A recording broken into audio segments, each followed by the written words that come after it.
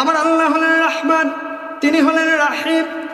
সেই দয়াময় আল্লাহ রাব্বুল আলামিন দয়া করে মহব্বত করে গুনাহ তো মাফ করবেন, গুনার জায়গাগুলোতে আল্লাহ তাআলা সওয়াব দ্বারা পরিপূর্ণ করে দিয়া বান্দা বান্দিকে জান্নাতি মেহমান হিসেবে কবুল আর মঞ্জুর করে নেবেন। জোরে বলি সুবহানাল্লাহ। আমার আল্লাহর দয়া কম না বেশি?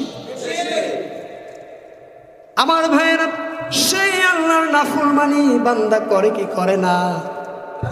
আসতে বলবেন না, করে কি করে না?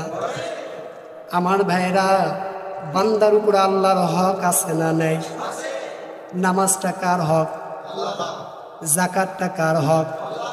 ওশোটা কার হক?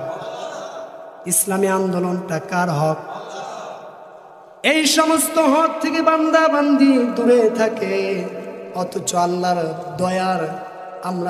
দয়ার দিকে আমরা চেয়ে থাকি। ঠিক